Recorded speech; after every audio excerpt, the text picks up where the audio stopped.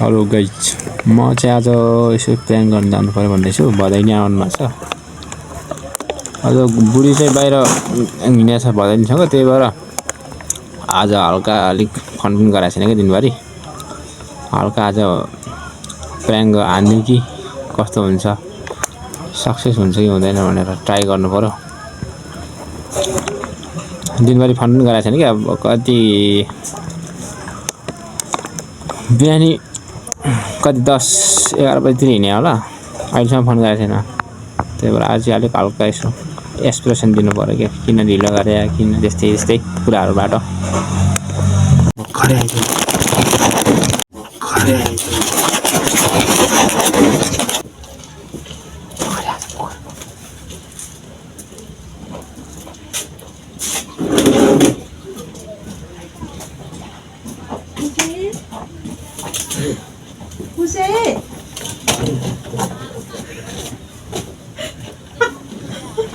अनि त्यत्रो बेला लाग्छ आउनु त्यहाँबाट हुँदैन त्यहाँबाट सब्जी पसल पस्यो अनि तिमीलाई के गर्ने रसोली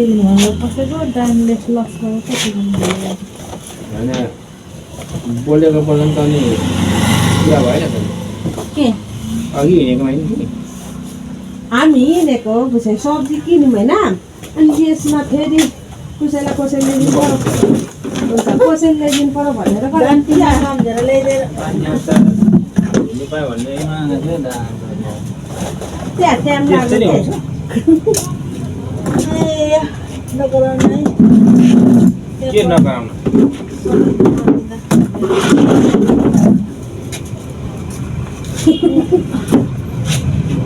तिमीले खाउन हुँदा खाँदैन आफ्नो खाऊ त्यस्तो राखेको त्यहाँ बसेर अहिलेदेखि होइन हेरेर बसेर म यस्तो चलिरहनु पर्यो बाटो हेरेर बस्नु पर्यो होइन अलिक बेरीसम्म बस्नु पर्यो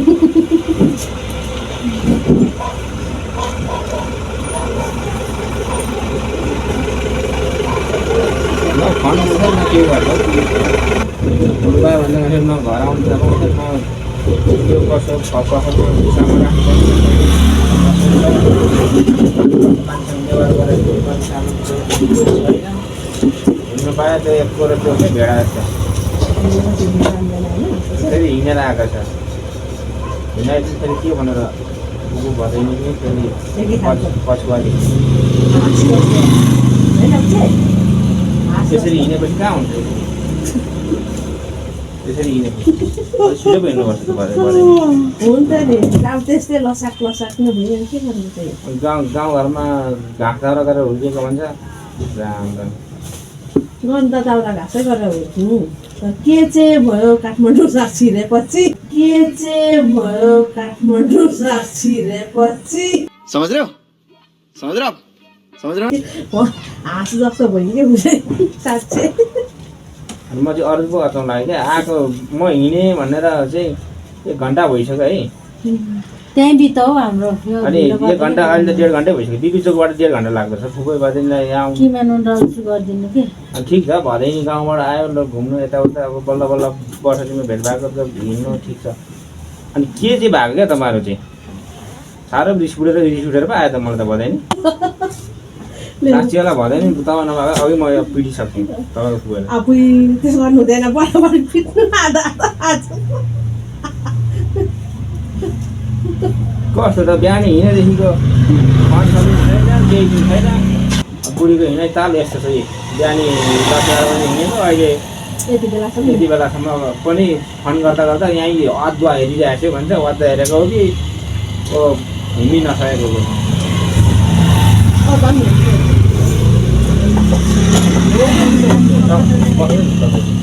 भदैनीलाई पनि त भदै अनि म अहिलेसम्म बोलिसकेर खान्छु क्या ज्वाइँले भदैनीलाई पनि त ज्वाइँले अब यतिसम्म गऱ्यो भने त अहिले त कराइहाल्छ नि होइन भन्नु त हामीले होइन अनि तपाईँ जानु चाहिँ कहाँ जानुभयो क्या म त्यही अचम्म लाग्छ क्या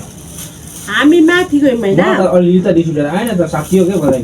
अनि सिधै तल पनि हाम्रो सासूआमाहरूलाई पनि भेटिराखौँ अनि त्यहाँ सुत्केरी पनि लु भयो भयो भयो तपाईँ नसुनाउनु त्यस्तो त्यहाँ राख्नु अहिले खान्छु म जो भेट्छु तर भेटे पनि टाइममै भेट्नु भएको थियो तर फेरि आउनु भयो क्या तपाईँले अन्त अनि फुबै पनि के भएको फुबै झन्साएर फुबै त फुबै नि भइहाल्यो हिँड्नु पाएपछि त राम राम राम त्यो मनै यता आउँदैन है क्या फर्केर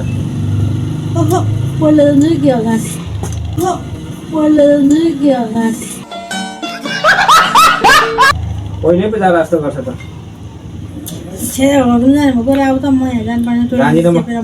आफै जाऊ आफै खाऊ आफै जाऊ आफै हग्नु जाऊ मुख्नु जाऊ पिसाब गर्नु जाऊ मलाई मतलबै छैन नारीको दिमाग खराब होस्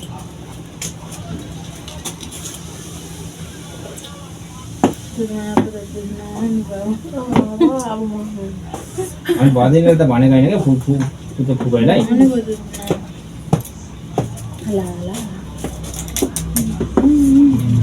के लाला तपाईँहरू आफै ढिलो गर्ने गल्ती गर्ने लाला लुलु गरेर हुन्छ दुःख मानेर हुन्छ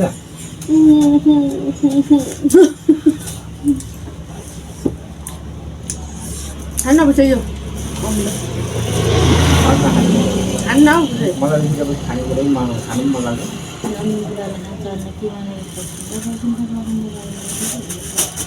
लु भयो सम्झेको फकाएको होला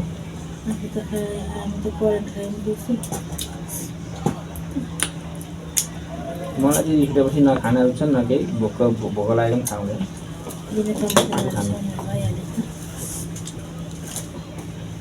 ए मान्छेहरू त आइम आइम आइम भन्छ म यहाँ बसेर हेर्दा हेर्दा कतिखेर आउँछ भनेर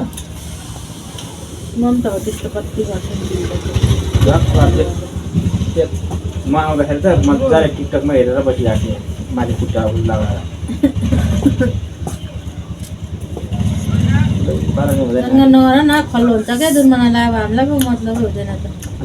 भदैनीले मैले गरेको होला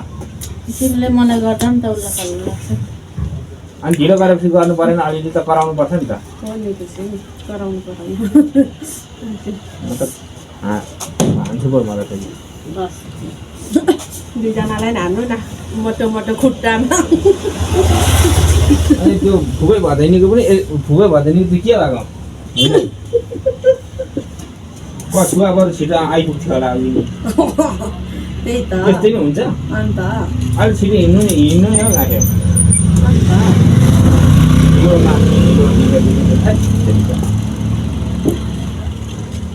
कामै छैन यो फुकै भदैनीको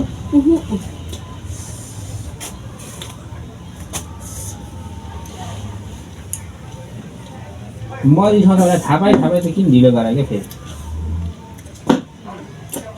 ढिलो भएको छैन कि जान्छ र भन्नु कतिखेर यस्तो कामै बिहान दिनभरि हाँसेर बजिँदैन हाँस्नु त्यही त हाँसेर त अनि मान्छेहरू भुलिएको त अहिले ए मान्छे त अनि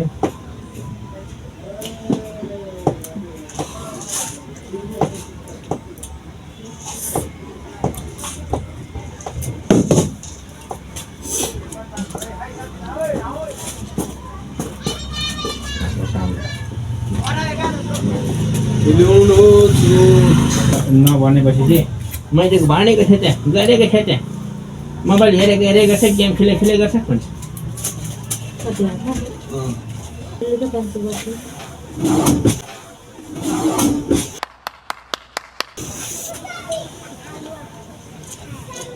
हाल्छ